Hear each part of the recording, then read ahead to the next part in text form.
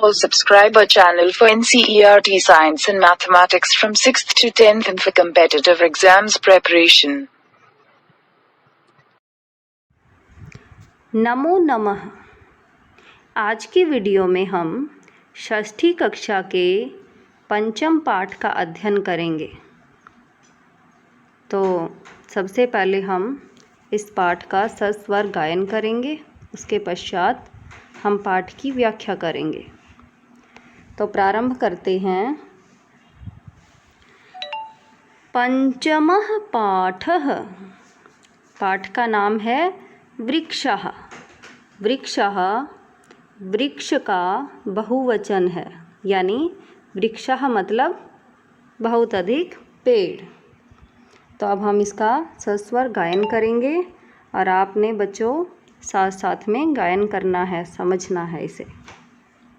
वने वने निवसन्तो वृक्षः, वने वने रचयन्ति वृक्षः, शाखादोलासीना विहगः, तैकीमपि कूजन्ति वृक्षः, पिबन्ति पवनं जलं सन्ततं, साधुजन इव सर्वे वृक्षः, सपृशन्ति पादैः पातालं च, नभः शिरसु वहन्ति वृक्षः, पयोदर्पणे स्वप्रतिबिम्बं कौतुकेन पश्यन्ति वृक्षः, प्रसार्य स्वच्छायासंस्तरणं कुर्वन्ति सत्कारं वृक्षः। तो इस तरह हमने इस पाठ का सस्वर उच्चारण किया। उसके पश्चात हम इस पाठ का अर्थ समझेंगे। एक एक शब्द के साथ बच्चों आपने प्रत्येक शब्द के अर्थ को ध्यानपूर्वक समझना है और अपनी कॉपी में उसको लिखना है। तो देखिए बच्चों, सबसे पहले हम इन दो पंक्तियों का उच्चारण अर्थ करेंगे। वने वने निवसन्तो वृक्षः। तो सबसे पहले आपको बता दूं, इस पाठ में पेड़ों के विषय में बताया गया है कि पेड़ किस तरह से क्या क्या करते हैं। तो देखिए, वने वने निवसन्तो वृक्षः, वने वने रचयन्ति वृक्षः। वने वने यानी प्रत्येक वन में, निवसन्तो निवास करते हैं, रहते हैं। कौन? वृक्षः पेड़। पहली लाइन का अर्थ होगा प्रत्येक वन में वृक्ष होते हैं, या प्रत्येक वन में वृक्ष निवास करते हैं, रहते हैं। दूसरा है वने वने रचयन्ति वृक्षः। वने वने यानी प्रत्येक वन को, रचयन्ति मीन्स बनाते हैं। कौन? वृक्षः पेड़। यानी प्रत्येक वन को बनाने वाले कौन हैं? पेड़। तो एक बार फिर से देखेंगे। वने वने निवसन्तो वृक्षः यानी प्रत्येक वन में पेड़ होते हैं।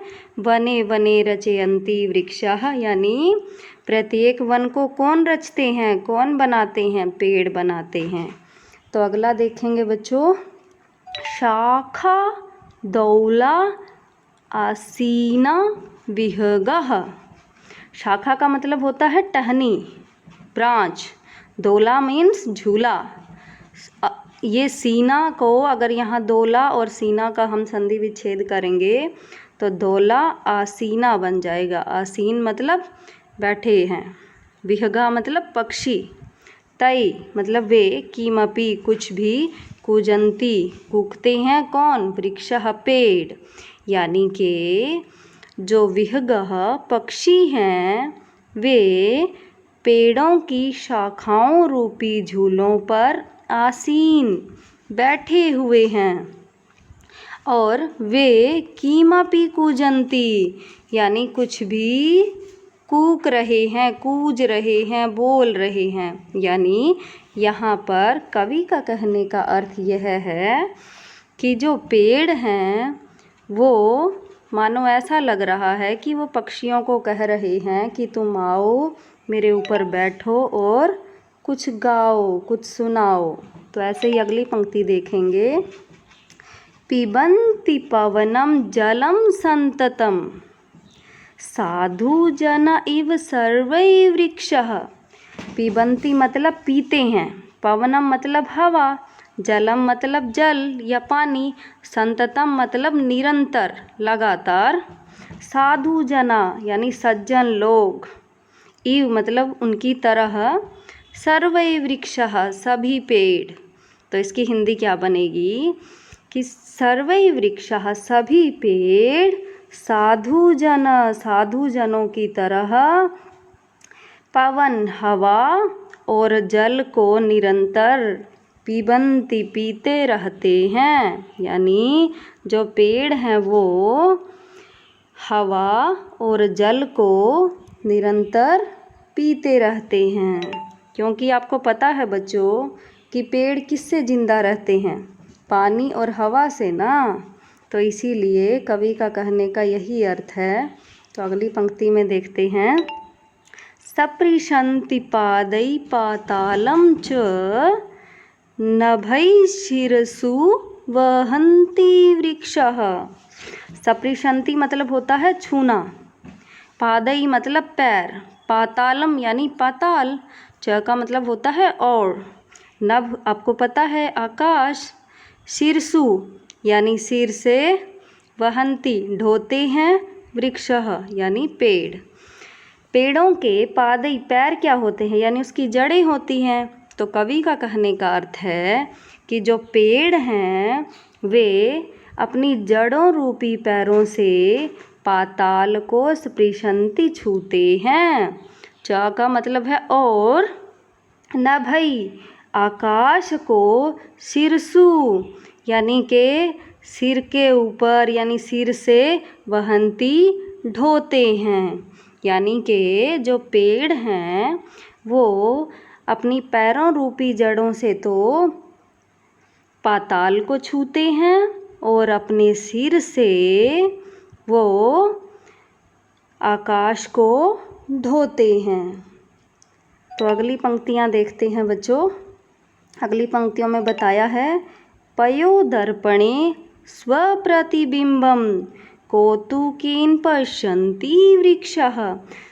पयोदर्पणे यानी पयो मतलब पानी या जल, पयोदर्पणे मतलब जल रूपी दर्पण यानी जल रूपी शीशा, स्वप्रतिबिंबम स्व मतलब खुद की, प्रतिबिंब मतलब छाया या शैडो, कौतुकेन यानी उत्सुकता पूर्वक, उत्सुकता से, पश्यन्ति देखते हैं, कौन, वृक्षः जो पेड़ हैं बच्चों वो पयोदर्पणे यानी जल रूपी दर्पण में, शीशे में अपनी परछाई को कौतुकेन उत्सुकता पूर्वक, पश्यन्ति देखते हैं।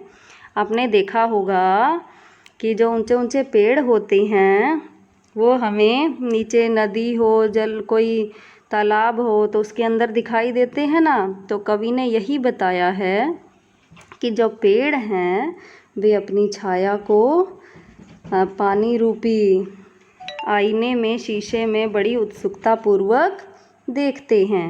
तो अंतिम पंक्तियों को देखेंगे बच्चों, प्रसार्य स्वच्छाया संस्तरणं कुर्वन्ति सत्कारं वृक्षः। तो देखिए अंतिम पंक्तियों में कवि क्या कहना चाहता है, प्रसार्य मतलब फैलाकर, स्व यानी खुद की, छाया मतलब छाया, संस्तरणम का मतलब होता है बिस्तर, ये जो है संस्तरणम इसका मतलब होता है बिस्तर, कुर्वन्ति मतलब करते हैं, सत्कारम मतलब सत्कार करना, किसी का आदर, किसी की रिस्पेक्ट करना, वृक्षः। तो इसका मीनिंग हुआ बच्चों जो पेड़ हैं वे अपनी छाया को फैलाकर यानी छाया रूपी बिस्तर को फैलाकर क्या करते हैं, सत्कार करते हैं, रिस्पेक्ट करते हैं, किसकी, लोगों की। यानी कवि का कहने का अर्थ ये है कि कवि कह रहा है कि जो पेड़ हैं वो मानो ऐसे लग रहे हैं अपनी छाया का बिस्तर बनाकर और लोगों को कह रहे हैं कि आइए हमारी छाया में बैठिए और आनंद प्रदान कीजिए, यानी रिस्पेक्ट से अपनी छाया को लोगों के लिए फैलाते हैं। तो बच्चों, इस तरह से हमारा आज का ये जो पंचम पाठ है उसकी व्याख्या समाप्त होती है। तो उम्मीद करते हैं कि बच्चों आपको अच्छे से समझ में आई होगी। तो आज की वीडियो में इतना ही, अगली वीडियो में फिर मिलेंगे। तब तक के लिए धन्यवाद।